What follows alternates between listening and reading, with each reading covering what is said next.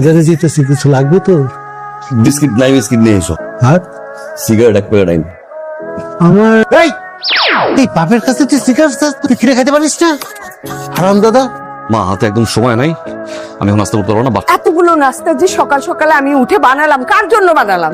তুই খাবি না তো আমি বসে বসে খাবো এগুলো? এই যে আসছে আরেকজন, এই লোকটা অসুস্থ, প্রত্যেকদিন সকালবেলা উঠে বাজারে যায়। তোর কি একটু মায়া লাগে না তার জন্য? কার মায়া লাগে না? বারবার বলছি বাজারের লিস্ট আমাকে দাও, বাজারের ব্যাগটা আমাকে দাও, আমি যাই বাজারটা করি। না, কখন তোকে এসব কথা বললাম আমি? ও এখন সব ভুলে গেছো না? সব ভুলে গেছো?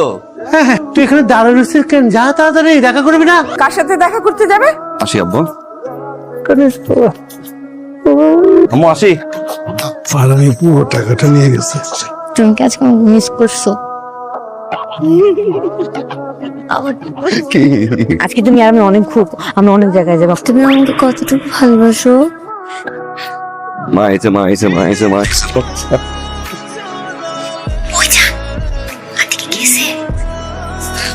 মা এখন যায় নাই। আসসালামু আলাইকুম আন্টি। ওয়ালাইকুম সালাম। আন্টি আমরা দুই বোন। আন্টি আমি সব রান্না করতে পারি, শুধু আলু ভর্তাটা রান্না করতে পারি না। কোনো কাঁচা মাছ আছে না, ওটাতে আমার হাত চলে। আর আম্মু বলছে শ্বশুর বাড়িতে গেলে সব ঠিক হয়ে যাবে। এই মেয়েকে কে? এই মেয়ে দুঃসম্পর্কের খালতো বোন মা।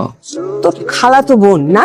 আমি তারে চিনি না? না ফাজিল কোথাকার খালাতো বোন। তোমাকে দেখলে আমার মাথা ঠিক থাকে না। হ্যালো,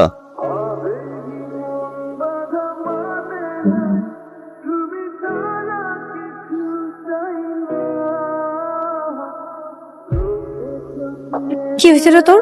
সারাদিন দেখতেছি কারোর জন্য ফোন দিচ্ছিস আর কাঁদতেছিস। আমার কি মনে হয় জানিস, ছেলেটা তোর সাথে চিটারি করছে, এতদিন তোর সাথে ঘুরছে, এখন নতুন একটা মেয়ে পাইছে, তার হাত ধরে কোনো পার্কে ঘুরতেছে।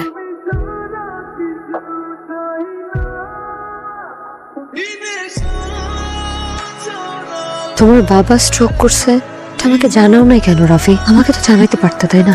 কিভাবে জানাম? যে অচরাচর ঘুম থেকে উঠতে পারতাম না, আর সেই বাবা আমার বিছানা দিয়ে উঠতে পারে না। খাবারের টেবিলে বাবা খাবার নিয়ে বসে থাকতো, আর সেই বাবা নিজের হাতে খেতে পারে না। কিভাবে বলবো বলো? আমি হাসি খুশি না থাকলে বাবার মন খারাপ থাকতো।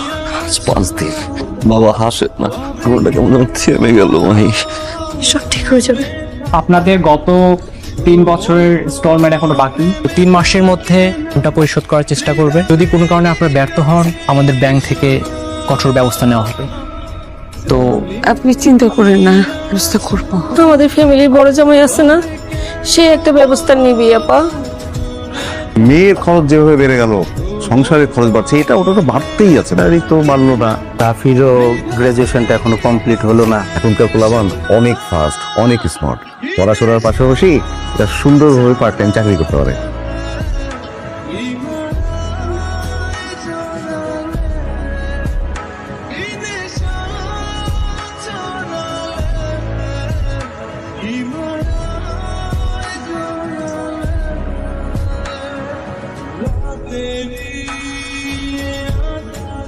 এই যে এতক্ষণ আপনার আসার সময় হয়েছে, 1.5 ঘন্টা আগে ফুড অর্ডার করেছিলাম। খাবার তো থেকে ঠান্ডা হয়ে গেছে।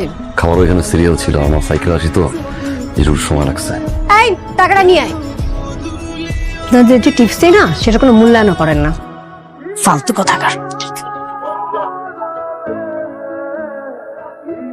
বিলটা ম্যাডাম।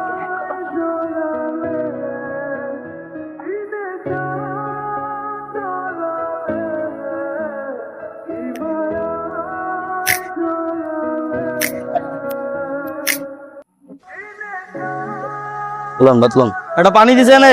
হ্যালো রাফি, শর্মি আর শর্মির জামাই চলে আসছে। বাসায় কিন্তু কোনো বাজার নাই, তুই যদি একটু বাজার করে নিয়ে আসতি বাবা। দেশি মুরগি ছাড়া কিছু খায় না, তোর দুলা ভাইও তাই। পারবি বাবা? চিন্তা করো না আম্মা, আমি আসছি। ঠিক আছে বাবা। এটা গরু মাংস, ভাজি আর এই ডাল। গরু মাংস কত করে? গরু 120, ভাজি 30। গরু মাংস নিয়েছেন? কইতে আয়, কি অর্ডার দেয়? আপা কেমন আছিস?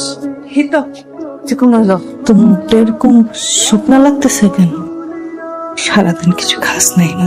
খাবার ডেলিভারি করতে করতে নিজের খাবারের খবর থাকে না। তা তো আমার কাছে যাতায়াতে খাবারের ব্যবস্থা কর। কখন থেকে বলছি খিদা লাগছে আমার। যা। কিনে আসছি কি এটা? এগুলো আমি দিই, এগুলো খাস তুই?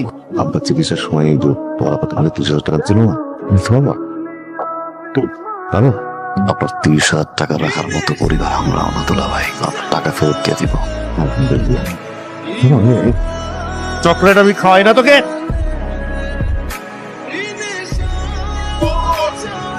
ছেলেটা অমানুষের মতো খাটাখাটি করছে, না ঘুমাতে পারে না খাওয়া দাওয়া করতে পারে। ছেলেটার মুখের দিকে আমি তাকাতে পারি না। তোর বাবার চিকিৎসার খরচ, ওষুধের খরচ, আমি কি করব, কোথায় যাব? সৌদি আরবের একটা ফ্রি ভিসা আছে, ফ্রি ভিসায় ওকে আমরা সৌদি আরব পাঠাই দিই। কোনো অর যাবো করা লাগবে না, জাস্ট গাড়ি ধোবে। কি আমার এত শিক্ষিত ছেলে বিদেশে গিয়ে গাড়ি ধোবে? ওইখানে গিয়ে সবাই তো এই কাজই করে, এর থেকে অর জব করে। আপনি কি মনে করছেন ওইখানে গিয়ে সবাই ব্যাংকের চাকরি করে? পরিশ্রম না করলে টাকা আসবে কোত্থেকে?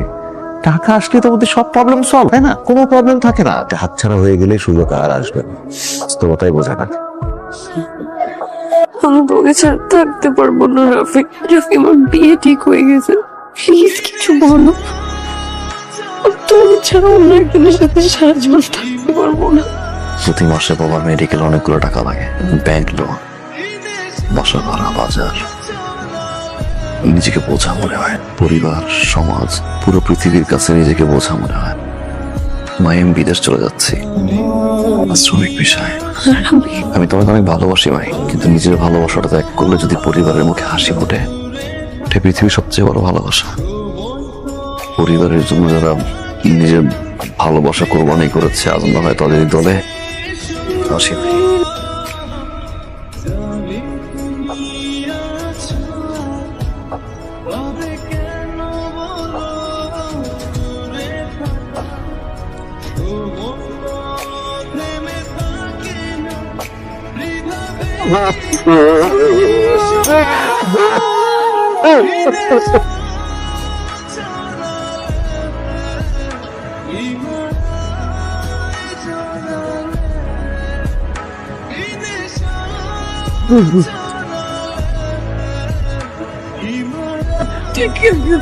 আমাকে ছাড়া একটা দিনও তুই বাড়ি ছাড়া থাকিস নাই।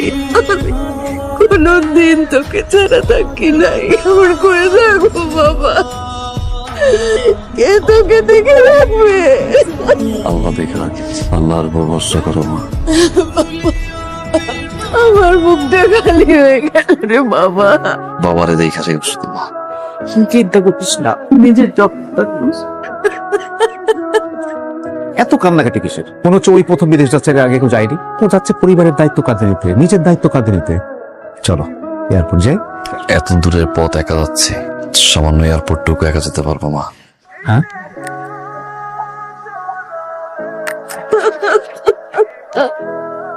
জীবনের কঠিন বাস্তবতায় এভাবে আদরের সন্তানেরা পরিবারের জন্য নিজেদের জীবন উৎসর্গ করে